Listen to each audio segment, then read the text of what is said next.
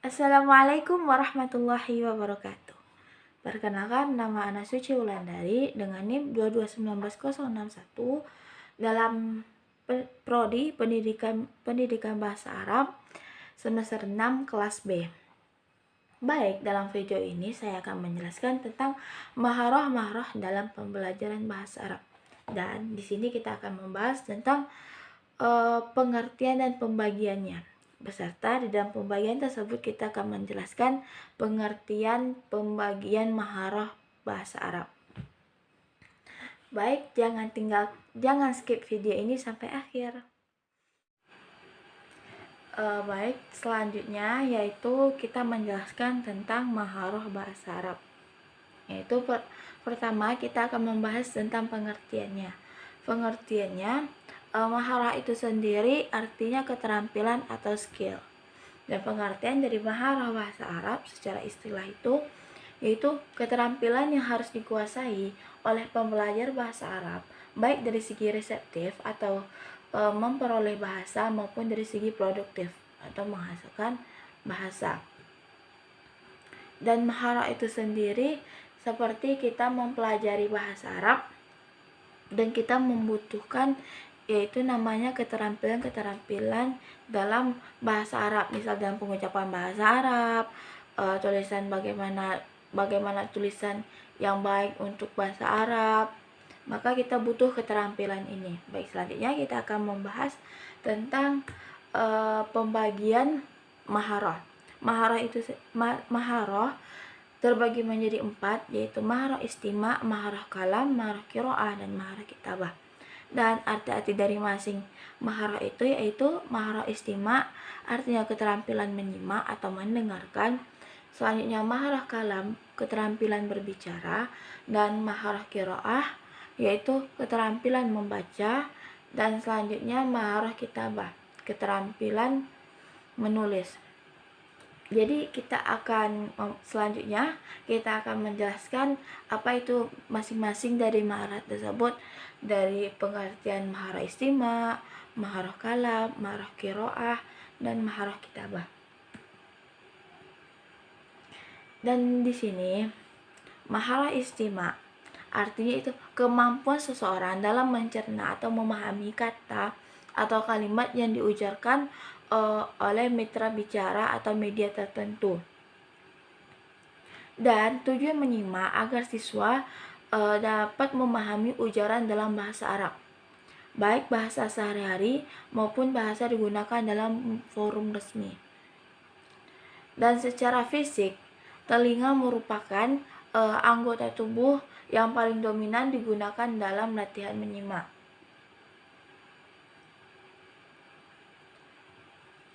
Telinga digunakan untuk menerima informasi-informasi yang dihasilkan oleh bicara atau media-media digunakan dalam pembelajaran.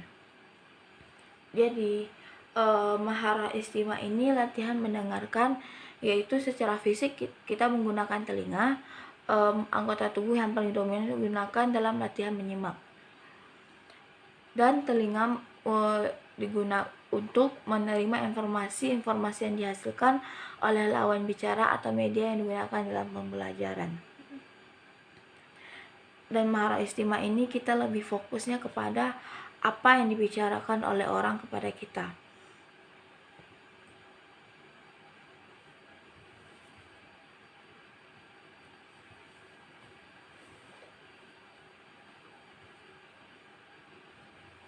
Selanjutnya yaitu maharoh kalam. Maharoh kalam adalah kemampuan mengungkapkan bunyi-bunyi artikulasi atau kata-kata yang mengekspresikan pikiran berupa ide, pendapat, keinginan, atau perasaan kepada mitra bicara. Yaitu ketika bicara mengungkapkan bunyi-bunyi, berarti secara fisik anggota tubuh yang digunakan adalah mulut.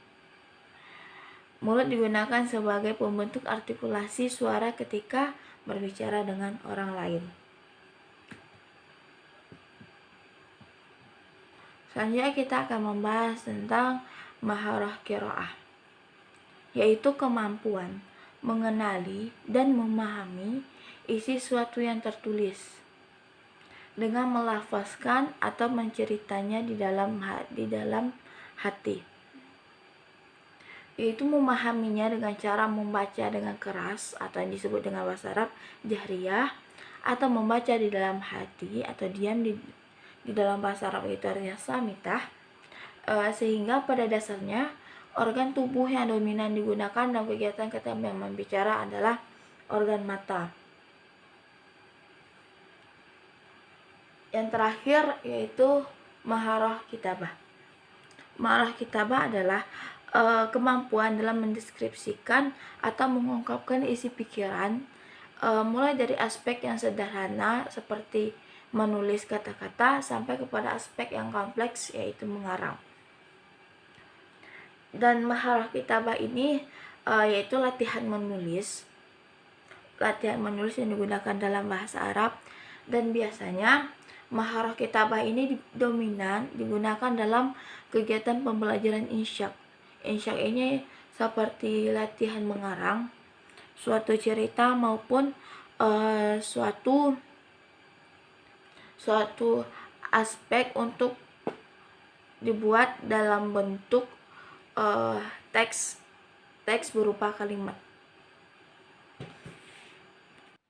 Baik, sekarang pembahasannya yaitu metode yang bisa digunakan dalam pembelajaran bahasa Arab. Metode itu artinya yaitu cara yang digunakan untuk menerapkan rencana yang sudah disusun dalam bentuk kegiatan nyata dan praktis untuk mencapai tujuan pembelajaran. Dan macam-macam metode dalam pengajaran bahasa Arab yaitu terdiri dari 5 macam, yaitu yang pertama adalah metode gramatikal terjemah, yang kedua yaitu metode langsung, yang ketiga metode membaca, yang keempat adalah metode audiolingual, dan yang kelima yaitu metode elektik. Dan baik, kita akan membahas per masing-masing metode. Yang pertama yaitu metode gramatikal terjemah. Tujuan metode ini mampu membaca karya sastra dalam bahasa target dan lebih menekankan pada perkembangan kemahiran membaca, menulis, dan terjemah menggunakan bahasa asing. Bahasa ibu menjadi media dalam mempelajari bahasa kedua. Metode ini lebih memperlihatkan kaidah nahwu dan penggunaannya hanya untuk menganalisis gramatikal kalimat bahasa target. Dan maksud dari sederhana metode gramatikal terjemah ini yaitu kita lebih dikembangkan kepada kemahiran membaca, menulis, dan terjemah menggunakan bahasa asing. Sedangkan bahasa ibu atau bahasa kita sendiri, misal kita tinggal di Indonesia, bahasa ibu kita adalah bahasa Indonesia, dan jika tinggal di daerah Amerika, itu mereka memiliki bahasa ibu juga, maupun mereka menggunakan bahasa inti dari negara mereka itu bahasa Inggris. Jadi bahasa ibu itu sebagai pengantar untuk mempelajari bahasa yang kita pelajari. Misal, kita tinggal di Indonesia dan kita mempelajari bahasa Arab, dan bahasa Indonesia itu cukup menjadi sebagai bahasa pengantar. Bahasa ibu itu sebagai bahasa media untuk pengantar tujuan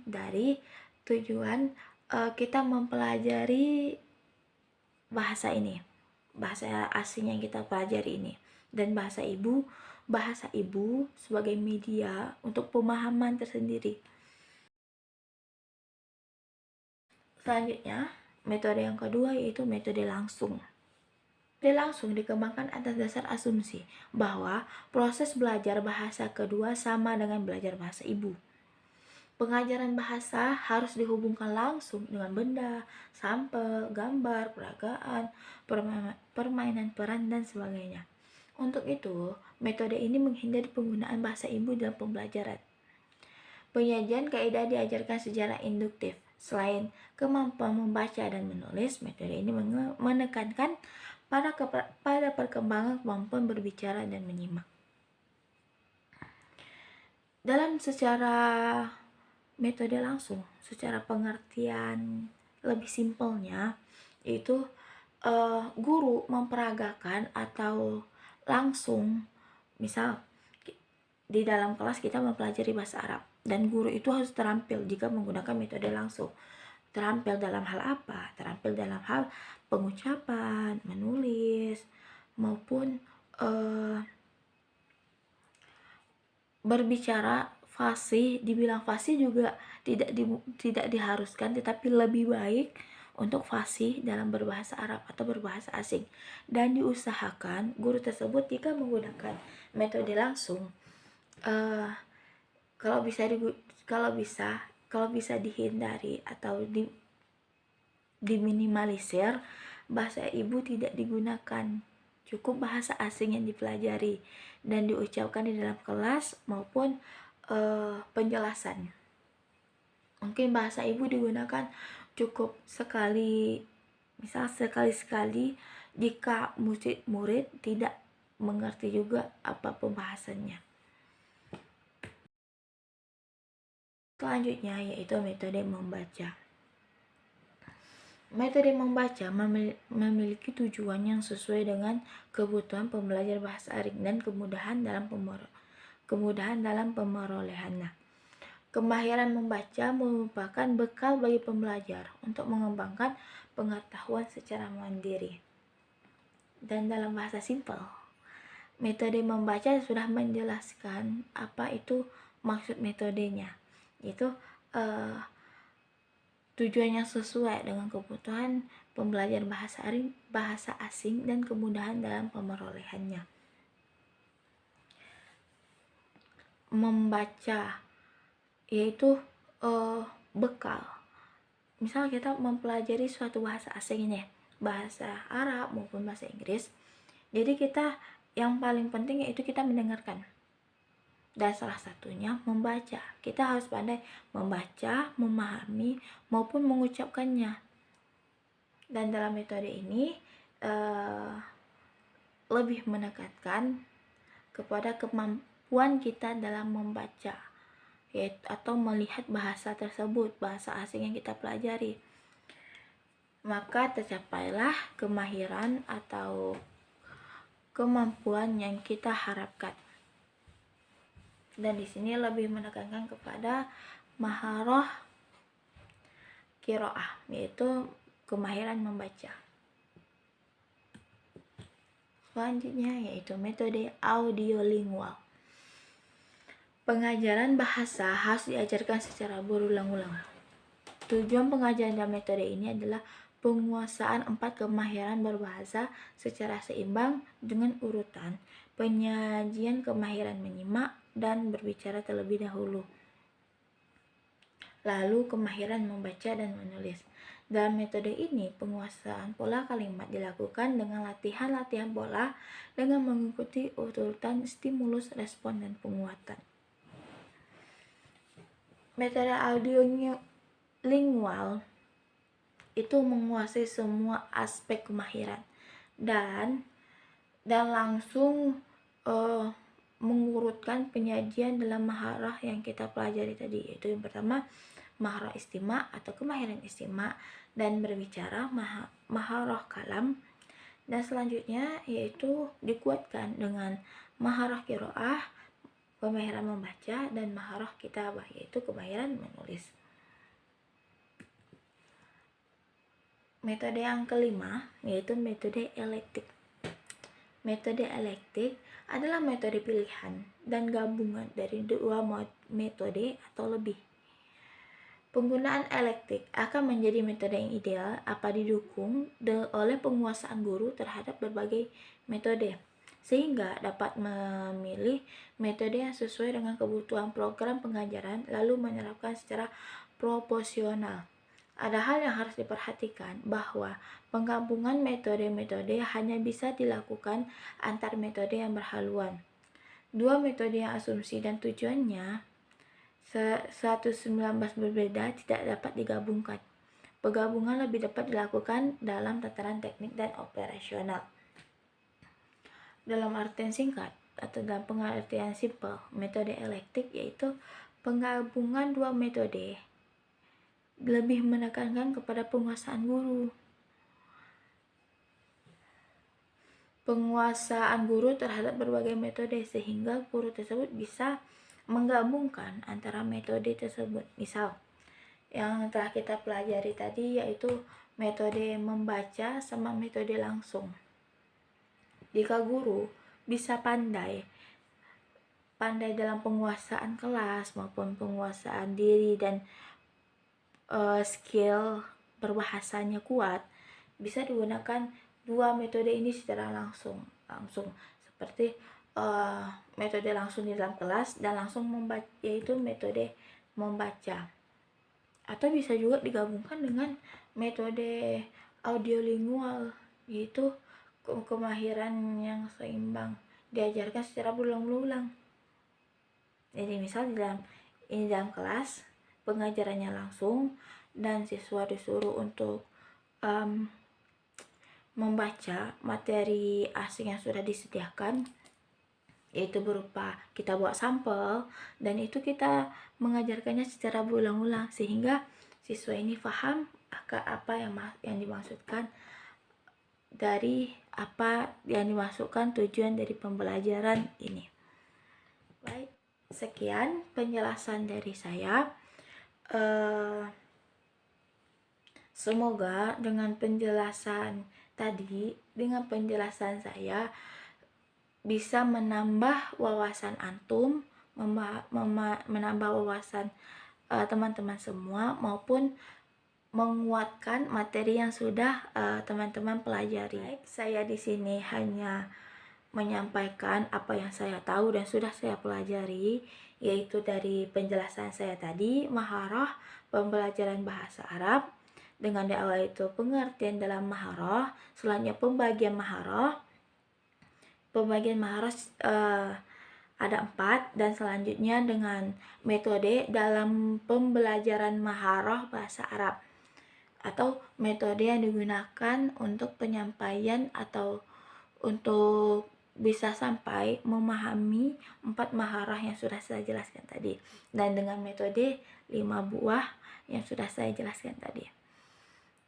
Baik, terima kasih atas partisipasi antum semua. Kalau salah dan janggal saya mohon maaf. Assalamualaikum warahmatullahi wabarakatuh.